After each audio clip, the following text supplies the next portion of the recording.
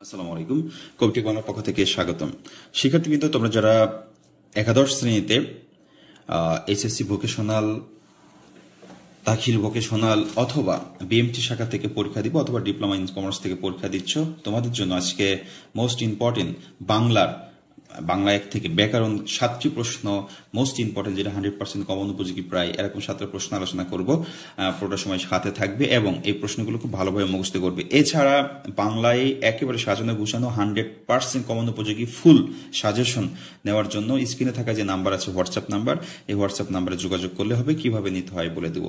আর special সাজেশনটা নিয়ে যে সময়টা আছে পড়লে ইনশাল্লাহ সিলেবাস শেষ হয়ে যাবে। অনেকেই তোমরা এখনো পড়াশোনা শুরুই করো নাই, বই কেনা নাই, তো এই মুহূর্তে আমার মনে হয় আর বই কেনার জরুরি না। আমার কাছে যে স্পেশাল সাজেশন আছে, উত্তর সাহা আছে, এই স্পেশাল সাজেশনটা নিয়ে পড়াশোনা শুরু করো।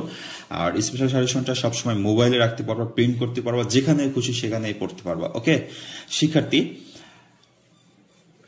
উপসর্গ কাকে বলে, এটি কত প্রকার, কি কি, এই প্রশ্নটা মোস্ট ইম্পর্টেন্ট এই বছর পড়তে হবে। হ্যাঁ, উপসর্গ কাকে বলে তো আমরা জানি।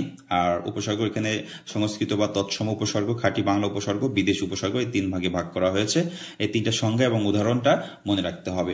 তারপরে উপসর্গের অর্থবাচকতা নেই কিন্তু দ্যোতকতা আছে, এই প্রশ্নটাও মোস্ট ইম্পর্টেন্ট আমার কাছে মনে হয়েছে এবছর।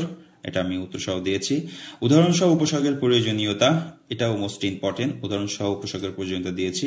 তাছাড়া দ্বন্দ্ব সমাজ বলতে কি বোঝা, আচ্ছা দ্বন্দ্ব সমাজ এটাও মোস্ট ইম্পর্টেন্ট। দ্বন্দ্ব সমাজ আমরা জানি যে পদগুলোর প্রত্যেকটির অর্থ সমাসবদ্ধ হয়, পরের প্রধান পদ দুটি হচ্ছে প্রধান থাকে এবং সেখানে উদাহরণ যেমন মা ও বাপ, মা বাপ, রূপ ও গুণ, রূপগুণ, রাত ও দিন, রাত দিন, রাজা প্রজা, রাজা প্রজা, এরকম।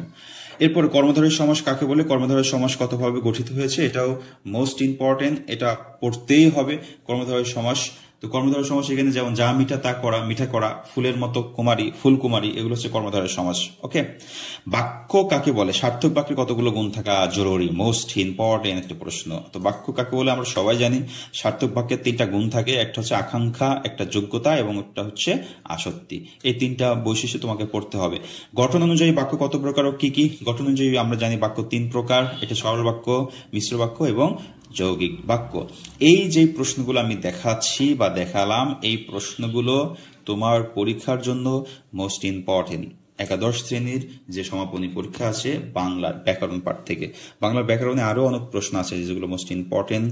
আর ফার্স্ট পেপার বা সৃজনশীল যে প্রশ্নগুলো আসবে, সৃজনশীলের গভায়ের কোন ধরনের প্রশ্ন আসতে পারে, সেইগুলো মোস্ট ইম্পর্টেন্ট এবং উপযোগী করে স্পেশাল সাজেশন তৈরি করা আছে। তোমরা চাইলে নিয়ে নিতে পারো। স্ক্রিনে থাকা নাম্বারে অবশ্যই যোগাযোগ করবা, হোয়াটসঅ্যাপ নাম্বার।